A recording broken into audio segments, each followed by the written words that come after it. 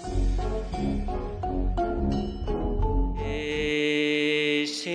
में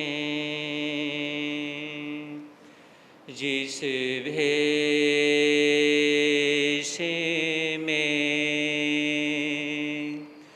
जिस परिवेश में रहूं, नमो अरिहंत नमो अरिहंत नमो अरिहंत कहूं। जिस शान से जिस नाम से जिस जान में रहूं, नमो अरिहंत नमो अरिहंत नमो अरिहंत कहूं। जिस प्यारे से जिस ख्वारे से जिस संसार में रहूं, नमो अरिहंत नमो अरिहंत नमो अरिहंत कहूं। जिस ध्यान से जिस सम्मान से जिस जहान में रहूं, नमो अरिहंत नमो अरिहंत नमो अरिहंत कहूं।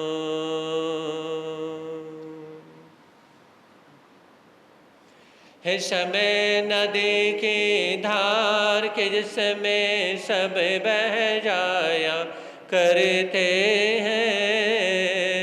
है समय बड़ा तूफान परवल पर्वत झुक जाया करते हैं।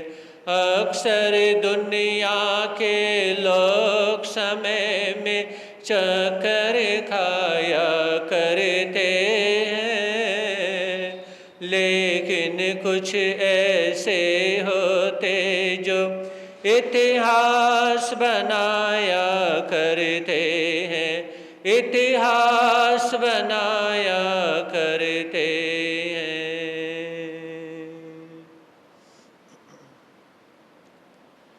चरम तीर्थंकर समरण भगवान महावीर स्वामी के चरणों में कोटि सवंदन अभिवंदन।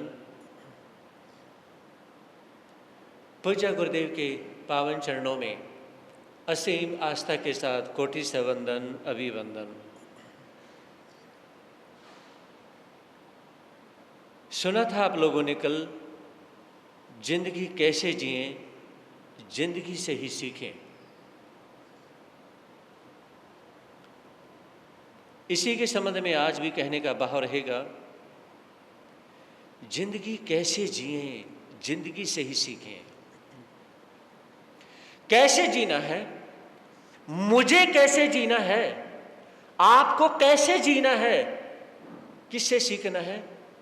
हमें अपनी जिंदगी से ही सीखना है। सबसे बड़ा दुनिया का अगर कोई शास्त्र है तो वो आपकी जिंदगी है। सबसे कोई अगर ऐसा विद्यालय है वो आपकी जिंदगी है। सबसे बड़ा कॉलेज अगर कोई है तो वो आपकी जिंदगी है। और सबसे बड़ा कोई टीचर है तो वो आपकी जिंदगी है। इससे बड़ा कोई सिखाने वाला, इससे बड़ा कोई सीखने वाला कुछ भी नहीं है। मौत कभी सिखाती नहीं, जिंदगी के पास सिखाने के लिए कमी नहीं और मौत कभी सिखाती नहीं। हाँ, अगर थोड़ी सी समझ आ गई कि मुझे एक दिन मरना है, तो थोड़ा सा ज्ञान आपकी मौत आपको बांट देगी। समझ रहे? अगर दिमाग में यह बात आ गई कि मुझे एक दिन मरना है, तो मौत भी आपको थोड़ा सा दिमाग प्रसाद के रूप में दे देगी। अगर आपने मौत के बारे में विचार नहीं किया तो मौत आपको कुछ भी नहीं देगी। इसलिए इजिप्ट में कहा जाता है कि इंसान हर रोज ये सोचता है, हर कोई ये सोचता है, मुझे मरना ही नहीं। मेरे दादा मर गए, दादी मर गई, मेरे पिताजी मम्मी इस दुनिया में नहीं रहे, फ्रेंड सर्कल भी नहीं रहे, है ना।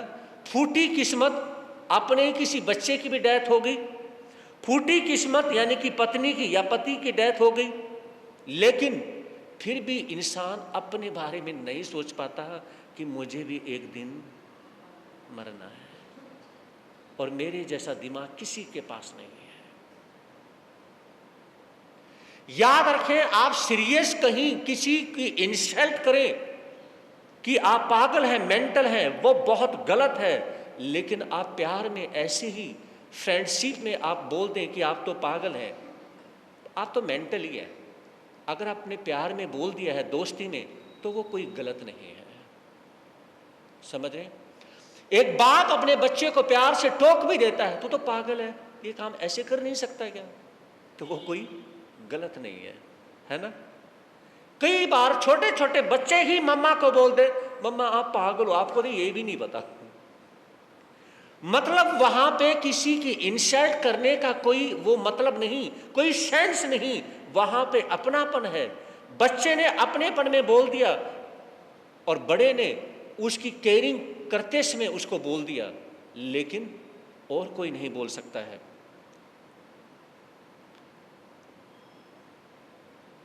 मेरे महावीर ने एक सूत्र दिया है, संयम गोयम्मा पमाए, समय मात्र का भी प्रमाद ना करें। आप लेजी ना बने, आप आसक्त ना बने, प्रमाद ना करें।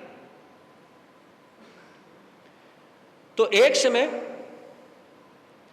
हुसैन नाम के एक संत गली से गुजर रहे थे, और गली से गुजरते गुजरते एक उन्होंने शराबी को देखा। सवेरे शराब पीता था, शाम तक बिल्कुल टन टनाटन टन टन रहता था, है ना, पी लेता बहुत सारी।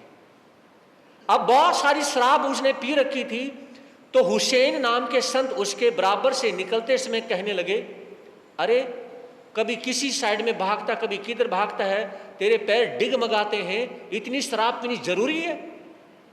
अगर पैर फिसल गए तो गाड़ी के नीचे आके मर जाएगा।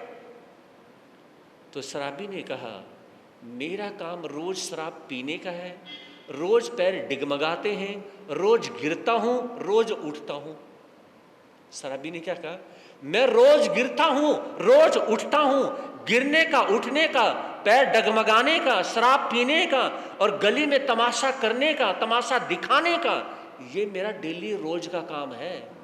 लेकिन एक बात कहूंगा मैं, आपने अपने आप को संभाल के रखना कि आप ना गिर जाओ। आप गिर गए तो आप कहीं के नहीं रहेंगे। मैं तो रोज गिरता हूं, दुनिया को पता है मैं गिरता हूं, मैं गिर चुका हूं और मैं कभी उठने वाला नहीं। शराबी ने कहा, जिस सेंस में आपने मुझे समझाने की कोशिश की है, आप भी वही सेंस समझ लेना कि आप गिर गए तो कभी उठ नहीं पाओगे, और मैं गिर गया तो मैं उठ सकता हूं। शराबी को हाथ जोड़ करके हुसैन संत कहने लगे, मैं आपको हाथ जोड़ता हूं, आज आपने शराबी होते हुए मुझे बहुत अच्छी बात सिखा दी। मैं कोशिश करूंगा कि मैं जिंदगी में कभी ना गिरूं। और हाथ जोड़ करके हुसैन संत वहां से निकल गए। समझे नहीं? ऐसा आपको कोई इंसान नहीं मिलेगा जो जिंदगी में कभी गिरा ना हो, ठोकर खा के ना गिरा हो, अपने नेचर से ना गिरा हो, है ना, किसी की इंसल्ट करने के लिए ना गिरा हो। समझे नहीं? ऐसा कोई इंसान नहीं जो कभी गिरता ना हो, अपनी भावना से ना गिरता हो, अपनी श्रद्धा से ना गिरता हो। कभी तमाशा दिखाने के लिए ना गिरता हो, ऐसा कभी कोई नहीं। मेरे महावीर तो यह फरमाते हैं कि एक इंसान 24 घंटे में पता नहीं कितनी बार गिर जाता है, पता नहीं कितनी बार गिरता है। उसके बाद फिर मेरे परमात्मा ने एक बात कही, मेरे महावीर ने एक बात और कही, अरे 24 घंटे तो बहुत दूर की बात है, बहुत लंबा टाइम है। 48 मिनट एक सामयिक होती है 48 मिनट की। 48 मिनट में एक इंसान, एक माता बहन, सभी के सभी ओवरऑल, मोस्टली नहीं ओवरऑल, पता नहीं कितनी बार गिरते हैं। जब 48 मिनट में समाई करते समय, प्रवचन सुनते समय इंसान गिर जाता है विचारों से, इंसान बुरा बन जाता है, पापी बन जाता है, अपराधी बन जाता है, अधम बन जाता है, तो बताइए जब धर्म स्थान में गिर सकता है तो फिर कहां नहीं गिर सकता। ये मेरे महावीर बोलते हैं, ये मेरे परमात्मा बोलते हैं, ये मेरे तीर्थंकर बोलते हैं। मेरे दादा गुरुदेव श्री प्रेम सुजी महाराज साहब यही बात फरमाते हैं कि धर्म स्थान में आपने बाहर अगर कोई कार्य किया है, उसका सुधार आप धर्म स्थान में कर लेते हैं।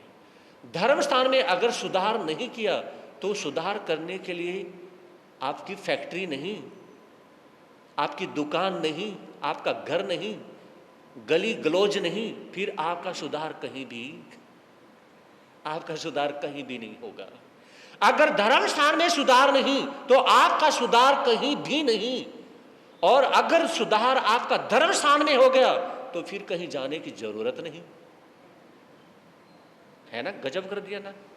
अगर धर्म स्थान में सुधार नहीं तो कहीं भी नहीं, और धर्म स्थान में सुधार हो गया तो फिर कहीं जाने की जरूरत नहीं। इसलिए एक बात नोट करेंगे, जिसके साथ फ्रेंडशिप है बात अलग है, लेकिन कभी हम सीरियसली किसी को पागल नहीं समझेंगे, कभी हम सीरियसली किसी को पागल नहीं समझेंगे। सिर्फ आपका पागल समझने से ही, मोटी बुद्धि या ऐसा समझने से ही किसी को सीरियसली देख करके, सीरियस किसी को देख करके आपने पागल समझ लिया और आप दिमाग में ही कमेंट्स करने लग गए, आपने तो पाप का बंधन कर लिया। समझ रहे? आपने बोला तो कुछ नहीं ना उसको, हाँ जी, बोला तो कुछ नहीं, सिर्फ आपने समझा है, सीरियसली समझ लिया दिमाग में, और कमेंट कर रहे हैं, अपने दिमाग में कमेंट कर रहे हैं, आपका पाप का बंधन हो गया। इतना सा करने से ही तो यह विचार करना है कि किसी को पागल नहीं समझना है। एक संत, अब एक छोटी सी और स्टोरी सुनिए।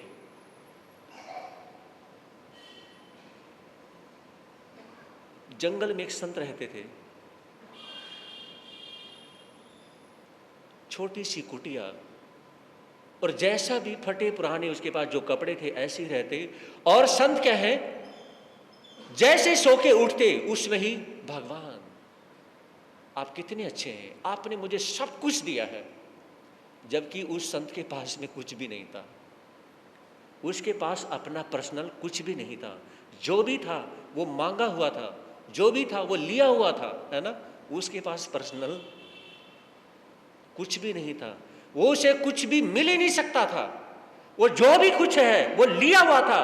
अब हमारे पास जो भी कुछ है वो सब कुछ चाहे कपड़े हैं, क्या है, लिया हुआ है, आप लोगों के द्वारा दिया हुआ है।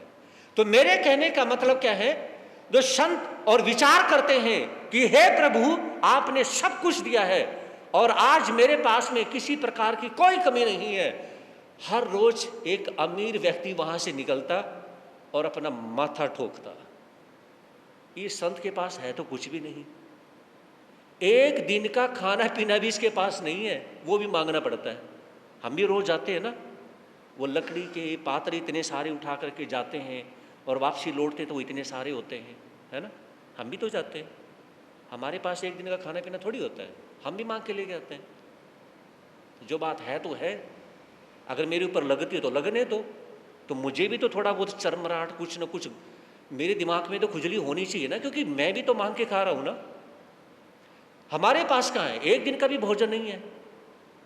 तो संत ने विचार किया कि देखिए परमात्मा आप कितना कुछ देते हैं, है ना, लेकिन वो अमीर व्यक्ति सोचता है इसके पास है तो कुछ भी नहीं, फूटी कौड़ी तक नहीं है इसके पास, और कहते हैं कि मुझे भगवान ने सब कुछ दिया है।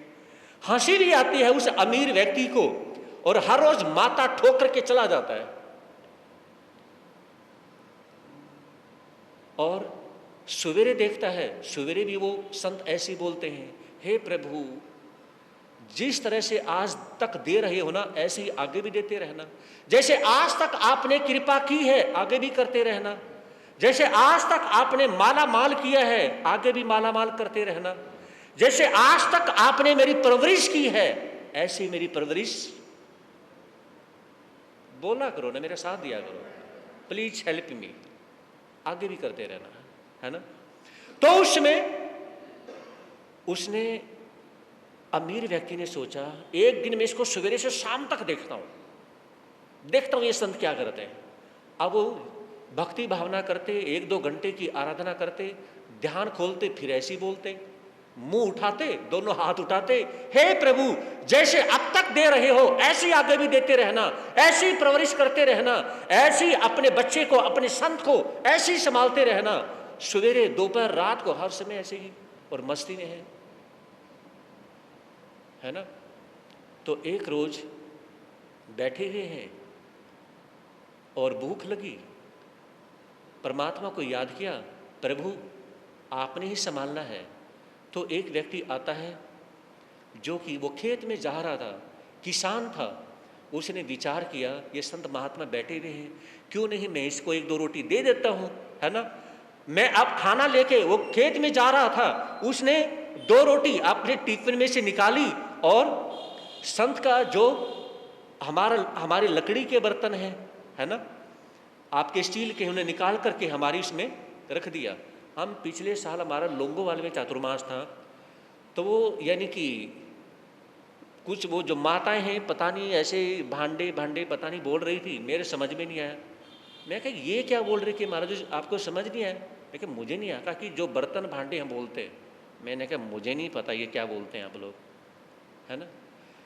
तो उसमें यानी कि मिट्टी के बर्तन में जब उस किसान ने 2 रोटी रखी, तो 2 रोटी रखी और संत ने देखा कि रोटी रख दी, और वो मुंह उठा करके भगवान को याद करते हैं, प्रभु आपने प्रसाद भी दे दिया, है ना, आपने प्रसाद भी दे दिया। और जैसे याद कर रहे थे इतनी देर में कुत्ता आता है और उठा के चला जाता है। वो देखते हैं अरे रोटी खा गई, देख तो सामने कुत्ता बैठा बैठा खा रहा है।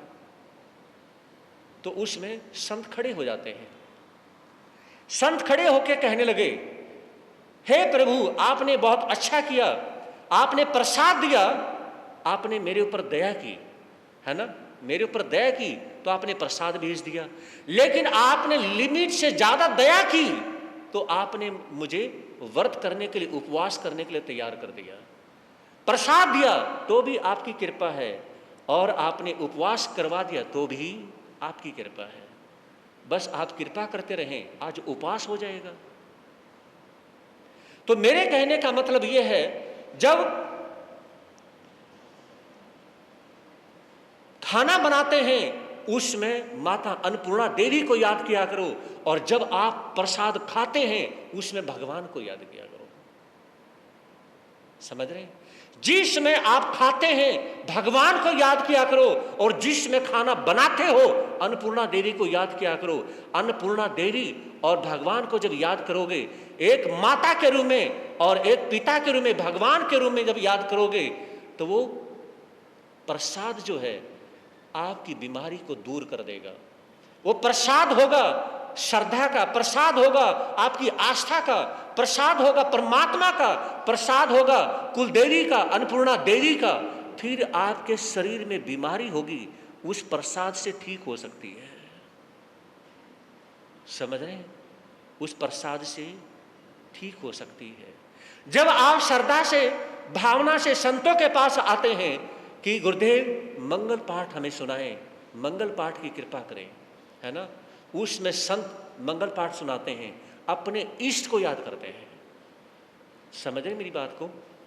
संत साध्वी अपने इष्ट को याद करते हैं, और जिसका जितना ज्यादा गहराई से, मेरी बात को ध्यान से सुनो ना, वेरी इंपॉर्टेंट बात बता रहा हूं, जिस साधु साध्वी का अपने इष्ट के साथ में जितना गहरा रिश्ता होगा, उतना ही ज्यादा वो आपके सिर पे हाथ रख देगा तो आपको बहुत ज्यादा शांति मिलेगी। रियली, मैं झूठ नहीं बोल रहा। अपने इष्ट के साथ जितना प्यार होगा, उतना ही ज्यादा क्या है,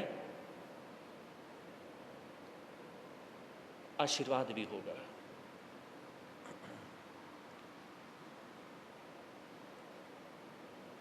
अब आगे एक बात आप लोगों ने डेली सोचनी है। हे प्रभु, तेरा सो तेरा, मेरा भी तेरा। मेरे पास जो कुछ है, मेरे पास ये पेन है, मैं लिख रहा हूं, इसे लिखता रहूंगा, लेकिन ये मेरा नहीं है। मेरे पास है लेकिन मेरा नहीं है। समझ रहे? आपके पास गाड़ी है लेकिन वो आपकी नहीं है। आपके पास कुछ भी है, वो आपके पास है लेकिन आपका नहीं है। अगर डेथ हो जाए तो वो चीज आपके साथ नहीं जाने वाली। अगर आपकी है तो मरने के बाद में साथ क्यों नहीं जाती? तो इसलिए ये विचार करना है, मेरे पास जो कुछ है मेरे पास है लेकिन मेरा नहीं है। क्या सोचना है? मेरे पास जो कुछ है वो मेरा नहीं है, वो प्रभु आपका है। तो हमेशा ये विचार करें, तेरा सो तेरा, मेरा भी तेरा है। अपने परमात्मा को कहें, कभी किसी इंसान के बारे में ना सोचें कि तेरा, मेरा सो मेरा, तेरा भी मेरा। ये इंसान से जुड़ी हुई सेंस है और परमात्मा से जुड़ी हुई सेंस है। तेरा सो तेरा, मेरा भी तेरा। जरा सा फर्क है, बहुत कुछ हो जाता है। समझौता गमों से कर लो, समझौता गमों से कर लो। आइए हम अपनी जिंदगी से समझौता करते हैं। अगर जिंदगी के साथ समझौता हो गया तो मौत आपकी अपनी है। फिर वो मौत ऐसे आएगी जैसे, कैसे? जैसे आप शादी में फेरों के ऊपर जब खुशी के साथ में जाते हो ना, ऐसे आप कहाँ जाओगे? परमात्मा के दरबार में जाओगे। जब एक लड़का लड़की जब फेरे होने के लिए बोलते हैं, इंतजार नहीं होता। और जब फेरे होने के लिए जब बोला जाता है, उसमें खुशी हो रही होती है। उसी तरह से, किस तरह से कि मुझे, यानी कि अब जो पत्नी बनने जा रही है, जो पति बनने जा रहा है, मुझे हमेशा के लिए उससे जुड़ना है।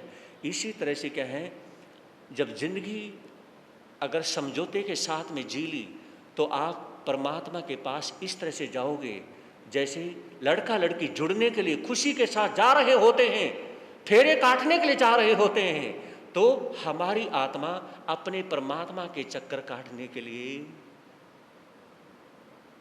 बोलना सख्त मना है क्योंकि आपने मुंह पट्टी टाइट लगा रखी है ना? बोलना सख्त मना है क्योंकि मुंह पट्टी टाइट लगा रखी है, बोलते ही नहीं। तो यही तो समस्या, बोलते ही नहीं। जिन धर्म के प्यारे लोगों, ये सुन लो अमर कहानी, हम भूल गए हैं जिनको, जरा याद करो कुर्बानी।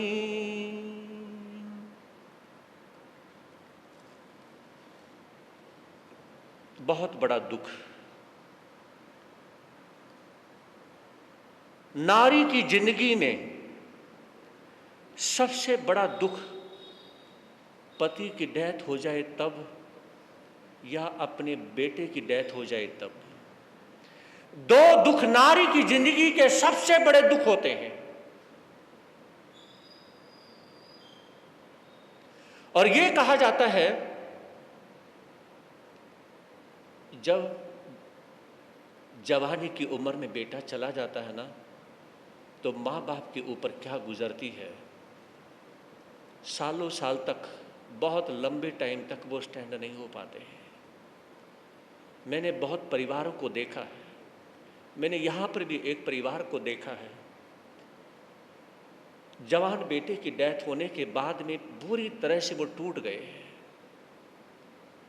और दुख होता भी है। हर गुरु, हर माँ बाप यही चाहते हैं हमारी आंखों के सामने हमारे जवान शिष्य की डेथ ना हो, जवान बेटे की डेथ ना हो। लेकिन जब ऐसा होता है तो कोई उसे झेल नहीं पाता है। हम आपको बहुत समझाते हैं, है ना, हम कितना समझाते हैं आप लोगों को, बहुत समझाते हैं ना, लेकिन जब हमारे ही घर में, मतलब हमारे साथ जब ये होता है, रोना हमें भी आता है। समझ रहे हैं? चाहे वो मेरे पर लागू होती है जो मर्जी, मैं सच्ची बात बोलूंगा, रोना हमें भी आता है। मतलब गुरु की या शिष्य की जब डेथ होती है तो रोना हमें भी आता है, क्योंकि अभी हम पत्थर के नहीं बने, अभी हम फोटो में नहीं लटके, समझे नहीं, अभी फोटो में लटकने का टाइम नहीं आया हमारा, इसलिए रोते हैं। और जब फोटो में लटक जाएंगे तो कौन रोएगा? हाँ जी, फोटो में लटक जाएंगे तो कौन रोएगा? इसलिए रोते हैं क्योंकि फोटो में लटकने का टाइम नहीं आया, इसलिए रोते हैं। तो तारा रो रही है किस लिए? क्योंकि उनके बेटे की डेथ हो गई है। और उसमें जब वो घर के अंदर रोना शुरू करती है तो ब्राह्मण का वो बेटा आता है, उन्हें डांटते हुए कहता है, मेरे घर के अंदर रोने की कोई जरूरत नहीं है। अरे आप हमारे घर की दासी हो, आपका रोने का क्या मतलब? ये घर तुम्हारा थोड़ी है। आपने दुपट्टे से आंसू पूछो और रोना सोना बंद करो, सारी नगरी के लोग इकट्ठे हो जाएंगे, पता नहीं किनके घर में क्या हो गया। कोई जरूरत नहीं यहां पे रोने के लिए। अगर ज्यादा रोने का शौक चढ़ा हुआ ना तो घर से बाहर निकलो और जाओ अपने बेटे के पास में। और याद रखना, बेटे की लाश लेकर के यहां पे एंट्री मत कर देना, मुझसे बुरा कोई नहीं होगा, मैं बता रहा हूं आपको। अपने बेटे की अंत्येष्टि करके आना यहां पे, या मत लेके आना उसे मरे हुए को। ये ब्राह्मण का बेटा बोलता है।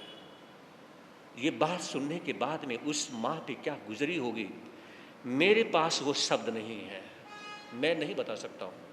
उस मां पे क्या गुजरी होगी, किस प्रकार से अपना सीना उन्होंने मजबूत किया होगा, किस प्रकार से अपना दिल उन्हें स्ट्रांग किया होगा, कैसे रहा होगा, वो सीन मैं नहीं बता सकता हूं।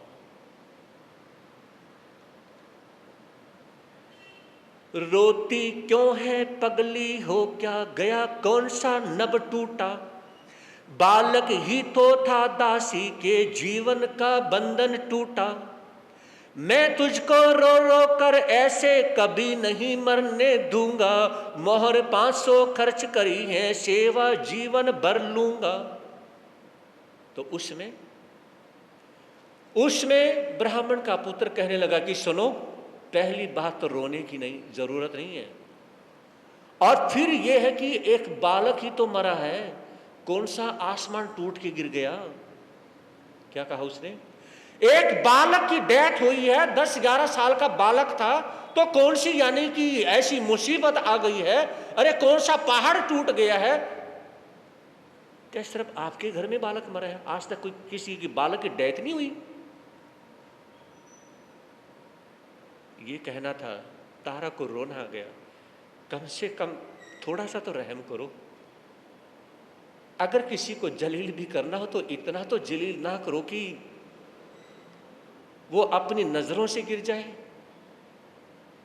वो अपनी सोच से भी गिर जाए, वो खुद भी मरने के लिए तैयार हो जाए, इतना तो ना बोलो। अगर आपने बुरा बोलना है तो मुझे जितनी मर्जी गाली दे लो, मैं आपकी दासी हूं, लेकिन कम से कम मेरे बेटे को तो ना बोलो।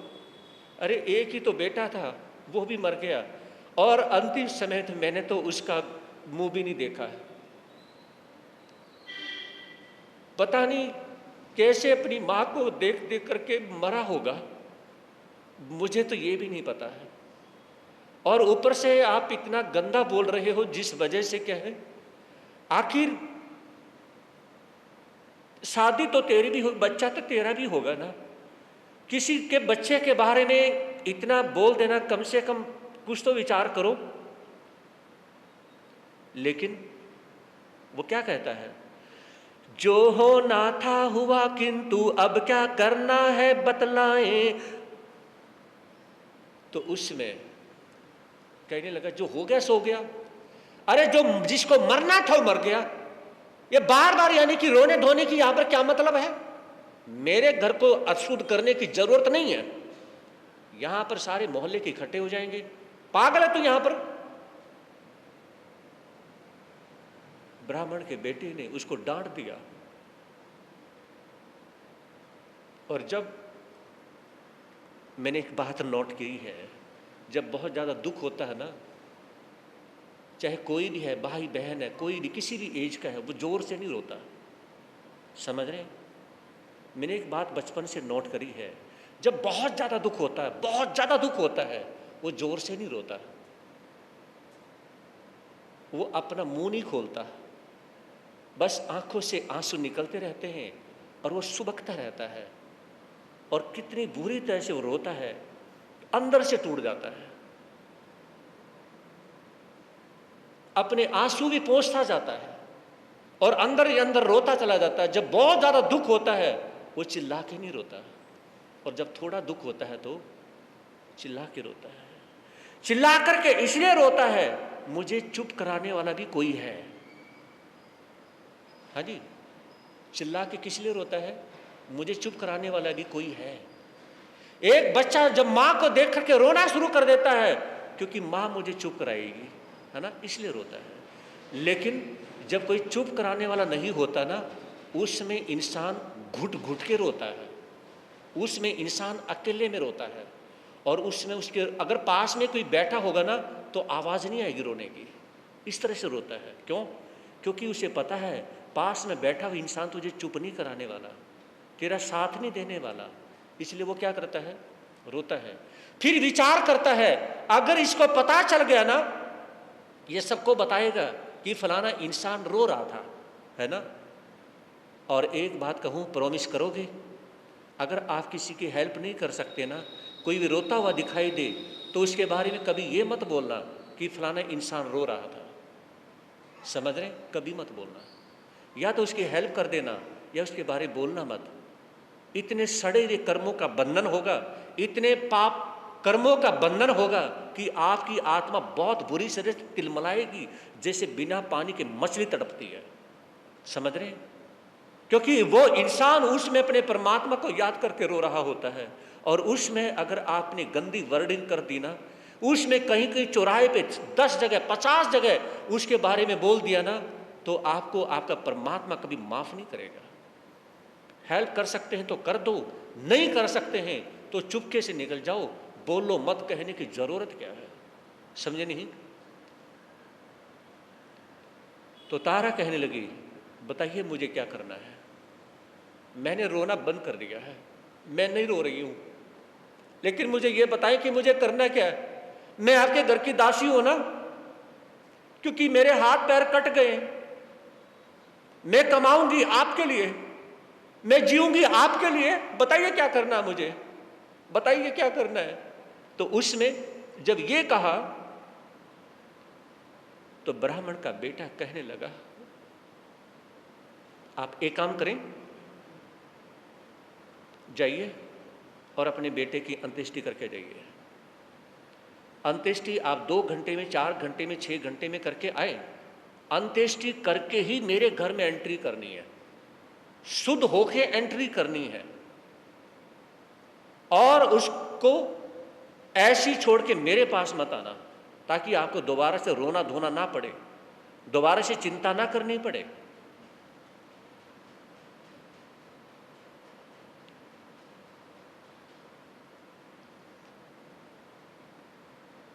तारा कहने लगी ब्राह्मण के बेटे को, एक बात कहूं, अगर मानोगे तो प्लीज आप मना मत करना, बहुत अर्जेंट है, मना मत कर देना। मैं ये चाहती हूँ, क्या आप मेरे साथ में चलेंगे मेरे बेटे की अंत्येष्टि करवाने के लिए? क्योंकि अंत्येष्टि करनी पड़ी तो उसके लिए कुछ न कुछ पैसा खर्च होगा। मेरे पल्ले में पैसा नहीं है और मैं अपने बच्चे की अंत्येष्टि नहीं कर सकती हूँ। क्या आप मेरे साथ में चलेंगे? तो ब्राह्मण का बेटा कहने लगा, हम किसी दूसरे के बेटे के चक्कर में पीछे पीछे नहीं भागते। समझ रही हो? आप दासी हो, दासी की तरह रहो। और फिर बेटा आपका मरा है और पैसे मैं अपने पल्ले से खर्च करूं, ये कौन सा नियम बन गया भाई? ये कौन सा नियम बन गया? मुझे तो यही नहीं समझ में आ रहा है। मैं आपके लिए, आपके बेटे के लिए पैसे क्यों खर्च करूं? तारा ने सोचा था शायद एक मरे हुए बेटे के लिए कुछ न कुछ ये हेल्प करेंगे, लेकिन जब उसके लिए भी मना कर दिया तो तारा ने कहा कि कोई बात नहीं, बस अब यहाँ हेल्प नहीं कर सकते ना, अब मुझे आपसे हेल्प मांगनी भी नहीं है।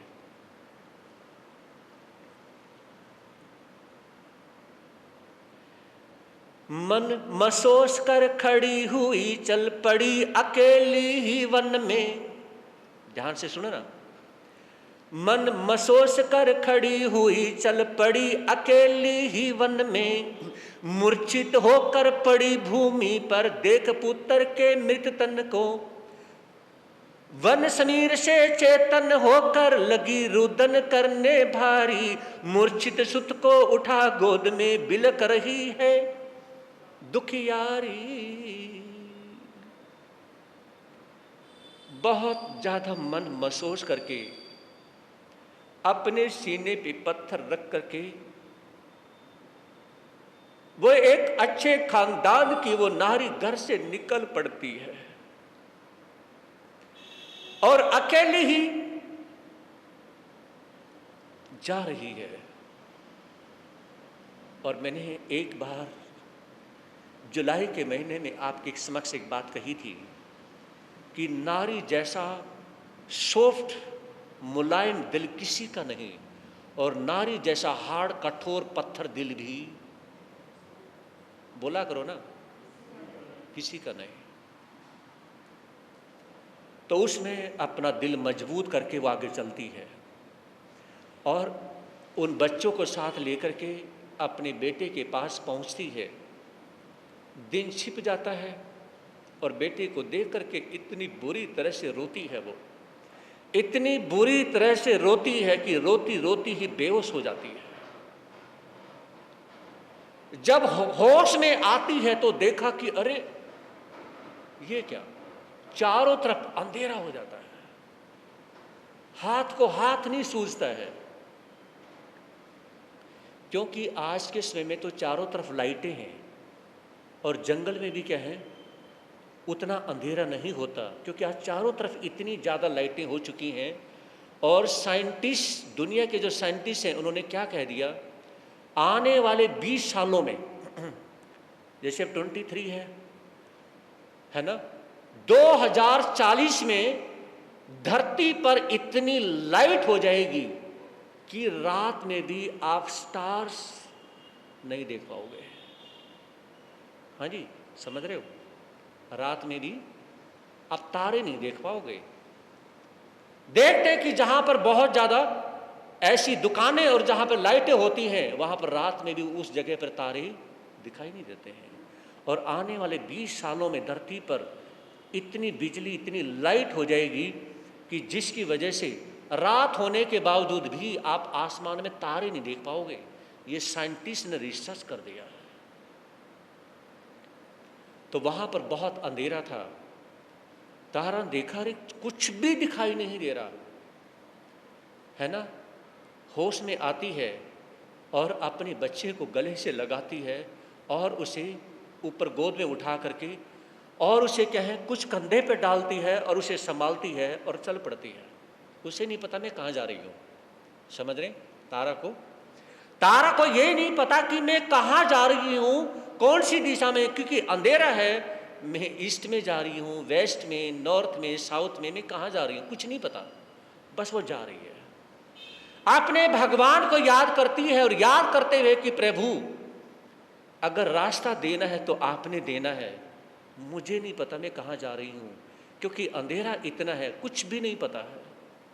और वो चलती जा रही है, चलती जा रही है। कई बार चलते चलते जब नहीं दिखाई देता है, कोई थोड़ा सा गड्ढा आता है और धड़ाम से गिरती है, और उसमें फिर उससे निकलती है और अपने बेटे की लाश को फिर गोद में उठाती और चल पड़ती है।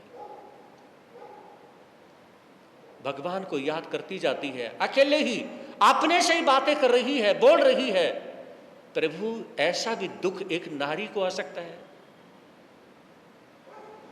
और नारी दो जगह कभी जाती नहीं थी, एक शमशान घाट में और दूसरा कभी बारात में नारी नहीं जाती थी।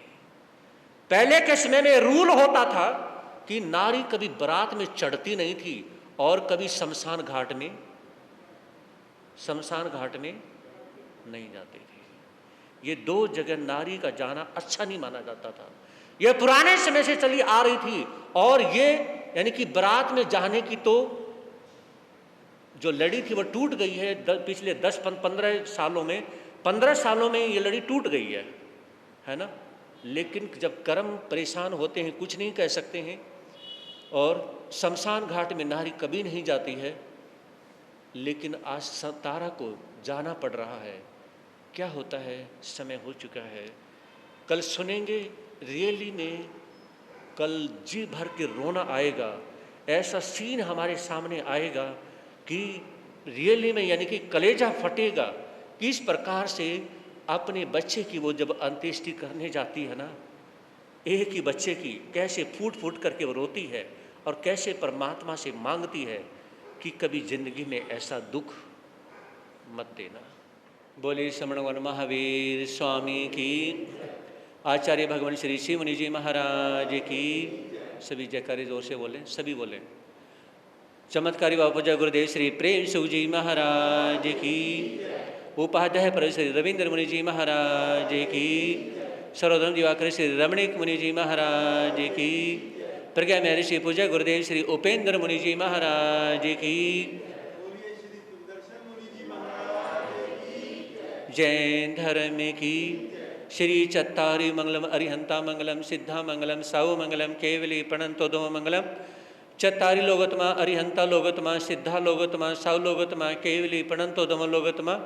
चत्तारी शरणम पवे जामी अरिहंते शरणम पवे जामी सिद्धे शरणम पवे जामी साऊ शरणम पवे जामी केवली प्रणंतो धम्मो शरण पवे जामी। अरिहंतों का शरण, सिद्धों का शरण, साधु का शरण, दया धर्म का शरण। ये चार शरण दुख हरण जगत में, और न शरणा कोई। जो भव प्राणी करे आचरण, उसे अजर अमर पद होगा, उसका सदा ही मंगल।